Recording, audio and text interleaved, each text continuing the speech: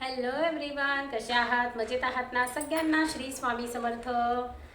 तर आता सणासुदीचे दिवस आलेले आहेत. आधी गणपती बाप्पा आले, मग नवरात्र सुरू झाले. नवरात्रनंतर आता दिवाळीची तयारी चालली आहे. आता दिवाळी येते, म्हणजे आता फक्त 10-12 दिवसांवर दिवाळी राहिलेली आहे. तर त्याच्यासाठी सगळ्यांच्या घरामध्ये लगबग चालू होते. दिवाळीचा सण हा महाराष्ट्रातला, आपल्या देशातला सगळ्यात मोठा सण आपण साजरा करत असतो.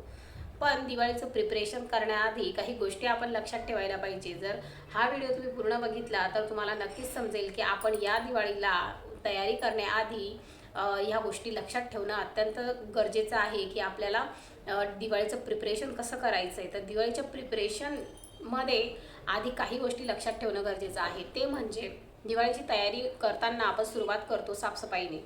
घराची साफसफाई केली जाते. नवरात्रमध्ये साफसफाई केलेली असते तर त्यांना गरजच पडत नसते. पण ज्यांनी नसते मग ते दिवाळीला साफसफाई करतात, कारण दिवाळी हा मोठा सण असल्यामुळे आपण देवी लक्ष्मीचा जिची सेवा आपण करतो आणि तिला आपल्या घरामध्ये येण्याचं आवाहन करत असतो. असा हा दिवाळीचा मोठा सण आपण साजरा करतो. त्याच्यामध्ये विविध देवी देवतांची पूजा केली जाते आणि घरात देवी देवतांचा वास असण्यासाठी घरात स्वच्छता असावी लागते, प्रसन्नता असावी लागते. त्याच्यासाठी आपल्याला आधी घरामध्ये स्वच्छता करावी लागते. पण दिवाळीचं प्रिपरेशन करताना स्वच्छतेबरोबरच अजूनही इतर अनेक गोष्टी असतात की त्यांची तयारी करणं आपल्याला अत्यंत गरजेचं आहे.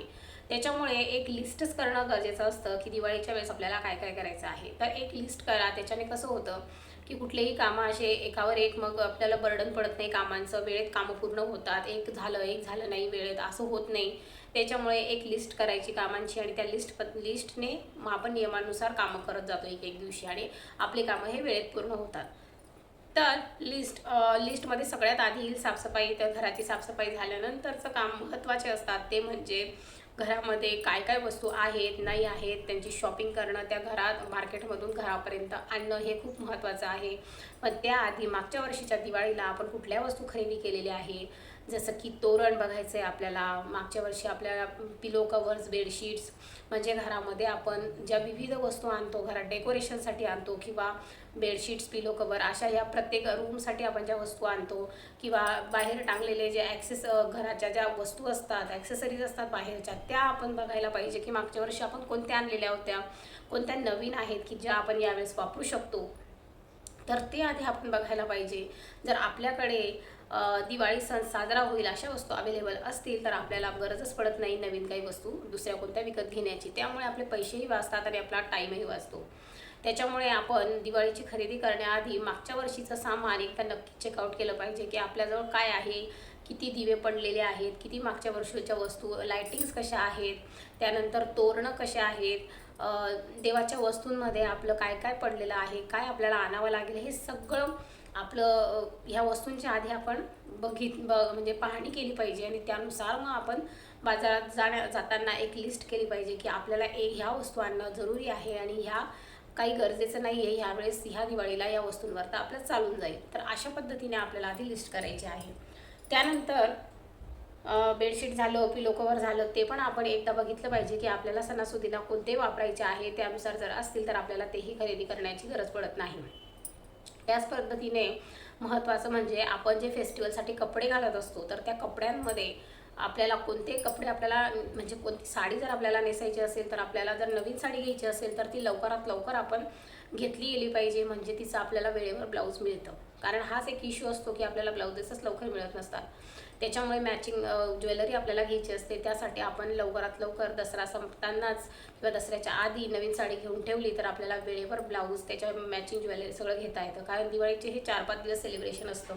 तर वेगवेगळ्या डेजला आपल्याला वेगवेगळ्या म्हणजे वेगवेगळे ड्रेस घालता येतात, साडी नेसता येते. तर त्या पद्धतीने ही तयारी आपण आधीच केली पाहिजे आणि एक एक दिवसाला जे जे नेसायचं घालायचं आहे त्या वस्तूंचा आपण एक सेटच तयार करून ठेवला पाहिजे. म्हणजे मॅचिंग त्याचे ब्लाऊज, त्याच्यावर त्याच्यावर घालण्याची ज्वेलरी, या सगळ्या वस्तू आपण काय केल्या पाहिजे, एक ठिकाणी सेट करून ठेवल्या पाहिजे.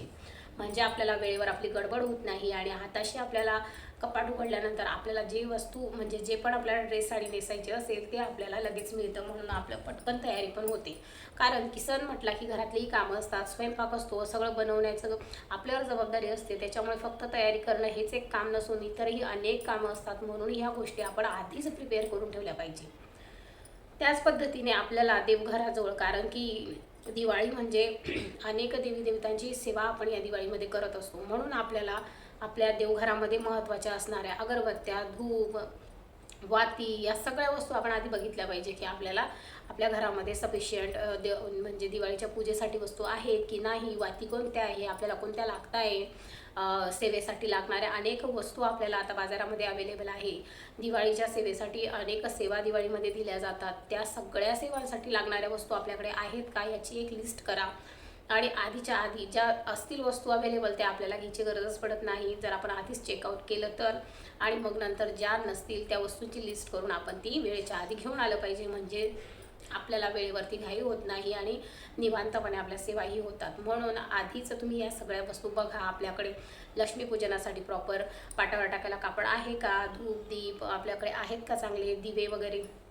आणि हो, ज्या पितळी वस्तू, ताट, दिवे आपण वेगवेगळे वापरतो, समया आपण वेगवेगळ्या वापरतो, त्या आपल्याकडे असतात ठेवलेल्या. मग त्या आपण आधीच काय करायचं, आधीच्या आधी आपण त्यांना स्वच्छ करून ठेव. आपल्याला दिवाळीसाठी जे तांब्याच्या वस्तू लागतात म्हणजे समई वगैरे असं आपण जे वापरत असतो पूजेसाठी, तर त्या वस्तू आपल्याला आधीच साफसफाई करून ठेवायची आहे. कारण वेळेवरती अनेक कामं आपल्याला असतात, त्याच्यामुळे आपल्याला पूजेची मांडणी करायची असते. तेव्हा जर आपल्या या वस्तू जर साफ असतील तर आपल्याला लगेचच मांडणी करायला सोपं जातं आणि आपल्या मागची कामंही कमी होत असतात. म्हणून आपण या गोष्टी ज्या आहेत त्या आधीच म्हणजे 4-5 दिवस आधी तरी साफसफाई यांची करून ठेवली पाहिजे.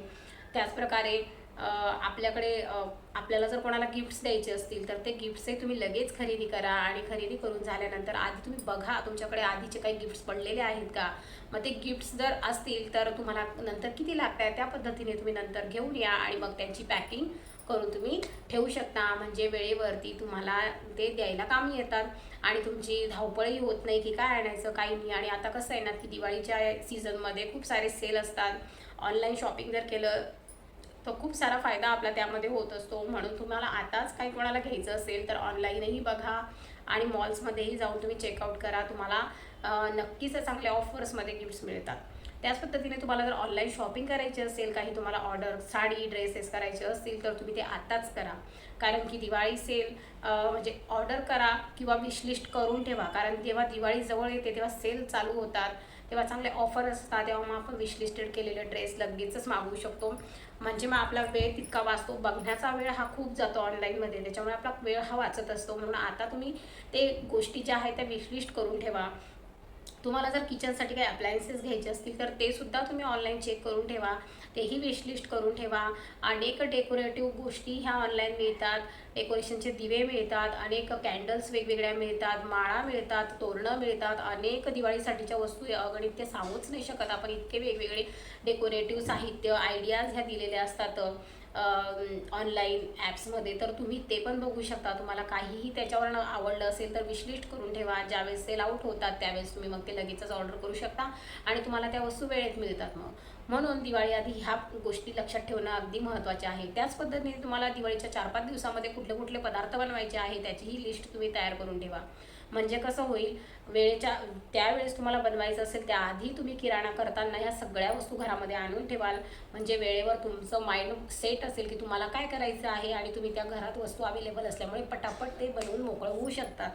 त्याच्यामुळे ह्या गोष्टी तुम्ही लक्षात ठेवा आणि याची एक लिस्ट करून ठेवा. त्याच पद्धतीने तुम्हाला फराळही बनवायचं असतं तर फराळामध्ये जास्तीत जास्त काय बनवायचं आहे त्या पद्धतीने तुम्ही किराणाची लिस्ट करा आणि पटापट एका लिस्टमध्ये तुमचं सगळं सामान आलं पाहिजे अशी लिस्ट बनवा. म्हणजे असं नको एक लिहिलं एक नको नंतर परत परत जावं लागतं, मग तो खूप वेळ आपला वाया जातो. त्यापेक्षा आपण एकच वेळा किराणाची दिवाळीच्या साहित्याची सगळी लिस्ट एकत्र करा आणि सगळं साहित्य एका वेळा घेऊन आपल्याला फराळाचं काय बनवायचं आहे ते सगळं तुम्ही या दिवशी पहिलेच्या पहिले घरात आणून ठेवा. म्हणजे तुम्हाला वेळ लागणार नाही या गोष्टींची तयारी करत असताना. त्याच पद्धतीने आपल्याकडे कोणीही गेस्ट येतात तेव्हा आपण त्यांना चांगल्या क्रॉकरीजमध्ये काही फराळ देतो खाण्यासाठी, ग्लासेस ज्यूससाठी वापरतो. तर अशा पद्धतीने त्यावेळेस ते आपल्या घरामध्ये कुठेतरी ठेवलेले असतात, मग आपल्याला वेळ लागतो काढायला. मग ते साफ करा. त्यापेक्षा आधीच काय करायचं, त्या सगळ्या वस्तू तुम्ही बाहेर काढायच्या, घासून पुसून स्वच्छ करून एका ठिकाणी ठेवून द्यायच्या. म्हणजे कोणीही आलं तर तुम्हाला लगेचच पटापट स्वच्छतेमध्ये वेळ न घालवतात ते ऑलरेडी चांगलं असेल तर तुम्ही ते लगेच त्यांना सर्व करण्यासाठी घेऊ शकता. तर अशा अनेक गोष्टी आहे घरामध्ये. जर तुम्हाला काही गोष्टी नवीन आणायच्या असतील तर ते सुद्धा तुम्ही आता दिवाळीची बाजारात गर्दी वाढण्याआधी त्या वस्तू घरात आणून ठेवणं हे महत्त्वाचं आहे. त्याचबरोबर दिवाळीमध्ये आपण वेगवेगळ्या प्रकारच्या रांगोळ्या काढतो. रांगोळ्यांसाठी आपल्याला पांढरा कलरफुल रांगोळी लागत असतात, तर त्याच्यामुळे तुम्ही आधीच रांगोळीची व्यवस्था घरी करून ठेवा. त्याचबरोबर जास्तीत जास्त तेल आपल्याला दिवाळीमध्ये लागत असतं दिव्यांसाठी, तर ते तेल पण तुम्ही आणून ठेवा जास्तीचं दिव्यांसाठी लागणारं. आणि शक्य झालं तर पणत्या ह्या घरामध्ये नक्की आणा, कारण की आपण जे दिवे दरवर्षी वापरतो त्यामध्ये थोड्या तरी नवीन दिव्यांची भर प्रत्येक दिवाळीला झाली पाहिजे असं म्हटलं जातं.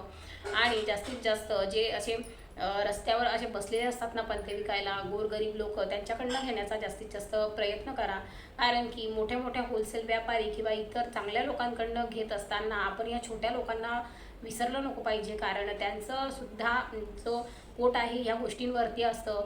त्यांनाही दिवाळी साजरी करायची असते. जर आपण त्यांच्याकडनं घेतलं तर त्यांच्याही परिवाराला आनंद मिळत असतो, दोन पैसे त्यांनाही मिळत असतात.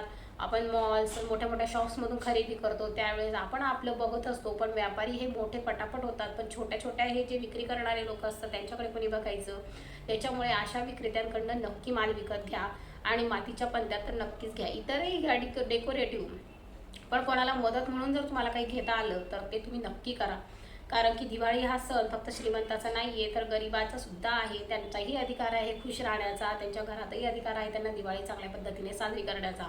तर आपल्यासारख्या लोकांनी जर अशा पद्धतीने प्रत्येकाने विचार केला तर कोणीही व्यक्ती हा दिवाळी साजरी केल्याबिगर राहणार नाही. कारण त्यांच्याही घरात त्यांना फराळ करायचे असते, नवीन कपडे मुलांना घ्यायचे असतात. आपल्याला जशी हौस असते तसं त्यांच्याही परिवाराला असते, पण त्यांचं सगळं हे धंद्यावरती डिपेंड असतं. म्हणून प्लीज तुम्हाला एक विनंती आहे, या दिवाळीला नक्कीच अशी स्ट्रीट शॉपिंग करा. दिव्यांची अनेक वस्तू असतात त्यांच्याकडे, लक्ष्मीपूजनाच्या वस्तू असतात, म्हणजे दिवाळीच्या सगळ्याच वस्तू आपल्याला रस्त्यावरच्या या विक्रेत्यांकडून मिळू शकतात आणि मिळतात देखील. तर जास्तीत जास्त प्रयत्न करा की आपली मदत त्यांना होईल आपण त्यांच्याकडनं वस्तू घेतल्यामुळे. तर या विचारांनी तुम्ही शॉपिंग करा. तर अशा पद्धतीने दिवाळी सुरू होण्याआधी प्रिपरेशन म्हणून तुम्ही हा व्हिडिओ बघू शकता की आपण कशा पद्धतीने आपला टाईम आणि पैसा वाचवू शकतो आणि कशा पद्धतीने दिवाळी हा सण आपण मनसोक्त एन्जॉय करू शकतो, साजरा करू शकतो. आपला पैसा वाचला तर नक्कीच आपला फायदा होतो, आपला टाईम वाचला तर आपलंही शरीराची थकावट ही दूर होते. आणि सगळ्यात मेन म्हणजे लेडीजने स्वतःकडे लक्ष द्यायला विसरू नका, कारण सगळं तुम्ही करता आणि स्वतःकडे लक्ष द्यायला विसरता. म्हणून स्वतःकडे लक्ष द्या, मस्त उठणं वगैरे स्वतःसाठी, आणि स्किन हेअरची काळजी घ्या, मस्त स्पा करा, फेशियल करा, छान असे फेस पॅक लावा चेहऱ्याला, त्याच पद्धतीने थोडा वेळ पार्लरला द्या. स्वतःसाठी पण वेळ काढा, कारण आपण खुश असेल तर आपला परिवार खुश राहील, आपण इतरांनाही आनंदी करू शकतो. म्हणून दिवाळी फक्त काम, फराळ, इतर डेकोरेटिव्ह वस्तू इतकंच नाही आहे, तर दिवाळी हा आपल्यासाठीही आहे, आपल्याला आनंद देण्यासाठीचा सण आहे. म्हणून आपल्याला ज्या गोष्टींमधून आनंद मिळतो त्याही गोष्टी करा, स्वतःसाठी करा. तर मग हा व्हिडिओ तुम्हाला कसा वाटला? नक्कीच हा व्हिडिओ तुम्हाला युजफुल ठरेल. तर आवडला असेल तर नक्की लाईक करा, जास्तीत जास्त शेअर करा आणि चॅनलला सबस्क्राईब करा. भेटूया पुन्हा अशाच नवीन व्हिडिओसोबत. तोपर्यंत श्री स्वामी समर्थ.